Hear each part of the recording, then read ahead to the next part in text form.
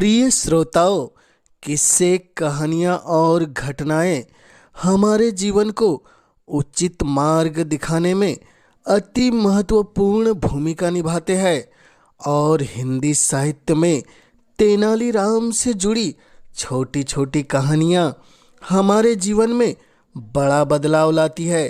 तो हमने प्रारंभ की है तेनालीराम की कहानियों की सीरीज, जिसके अंतर्गत आज प्रस्तुत हो रही है प्रसिद्ध कहानी कच्ची दोस्ती।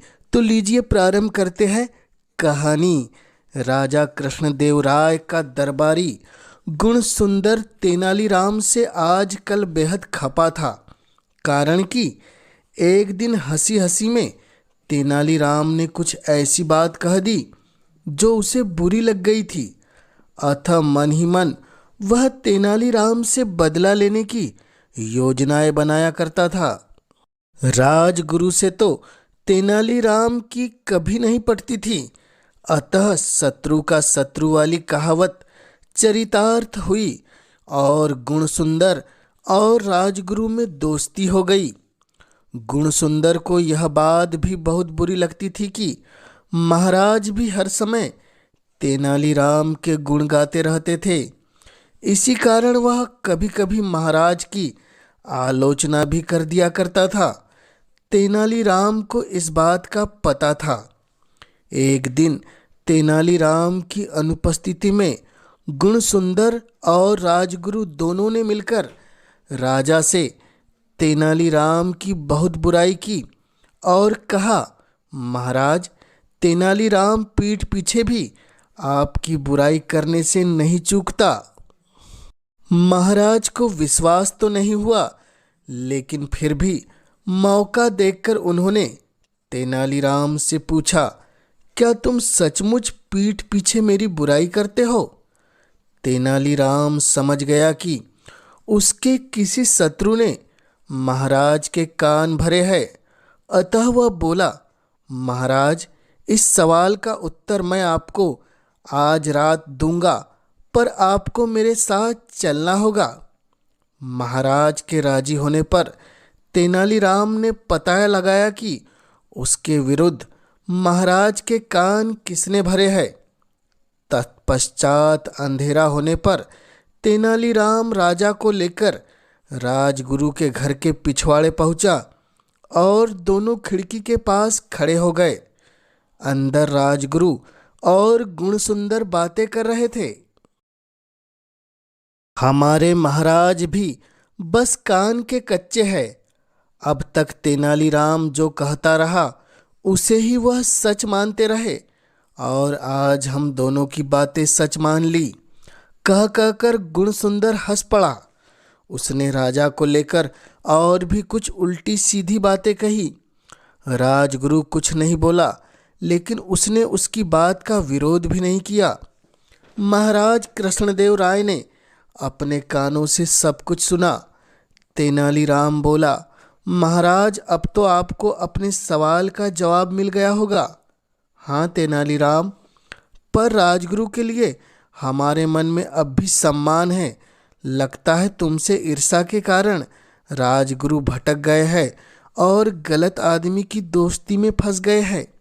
जैसे भी हो, इस दुष्ट गुण सुंदर के जाल से राजगुरु को निकालना तुम्हारा काम है। महाराज ने बोला, आप चिंता मत कीजिए, यह कोई मुश्किल काम नहीं है, बस कुछ दिन इंतजार करना पड़ेगा। तेनालीराम ने कहा। कुछ दिन बाद तेनालीराम ने अपने घर एक दावत रखी। उसमें राजा कृष्णदेव राय भी पधारे। राजगुरु और गुणसुंदर सहित सभी दरबारी भी पधारे। तेनालीराम ने राजगुरु और गुणसुंदर की विशेष आवभगत की। बड़ी देर तक गपशप चलती रही। एकाएक तेनालीराम ने अपना मुंह गुणसुंदर के पास ले जाकर कुछ कहा। उस समय तेनालीराम की निगाह राजगुरु पर टिकी थी। तेनालीराम ने कहा, गुणसुंदर को कुछ समझ नहीं आया, क्योंकि असल में तेनालीराम ने यूं ही उसके कान में कुछ ऊटपटांग शब्द बड़बड़ा डाले थे। फिर जोर से बोला, मैंने तुमसे जो कुछ कहा है किसी को बताना मत। गुणसुंदर भौचक्का सा तेनालीराम को देख रहा था। इधर गुणसुंदर को खटका हुआ। चूंकि गुणसुंदर के कान में कुछ कह रहा था तो उसकी निगाह राजगुरु पर ही थी। उसने सोचा अवश्य ही कोई बात मेरे विषय में कही गई है। राजगुरु ने गुणसुंदर से पूछा, क्या कह रहा था तेनालीराम? कुछ नहीं, मेरे कान में कुछ बोला तो था वह, पर मुझे कुछ समझ नहीं आया। बस यूं ही कुछ कहा गया, वह बेकार से शब्द, गुणसुंदर ने कहा। राजगुरु ने सोचा गुणसुंदर मुझसे असली बात छिपा रहा है। दोस्त होकर भी अगर यह ऐसा करता है तो दोस्ती किस काम की।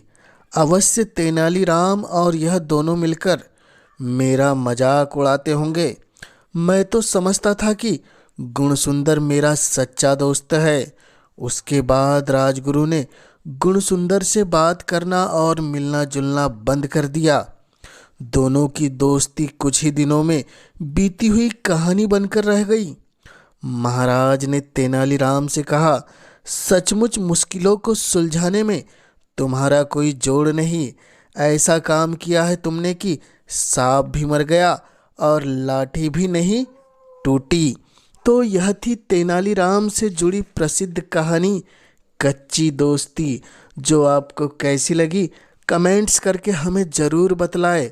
और चैनल पर पहली बार आए हैं तो इस चैनल को ज़रूर सब्सक्राइब कर दे कहानी सुनने के लिए। और इस चैनल से जुड़ने के लिए आपका पूरे दिल से आभार।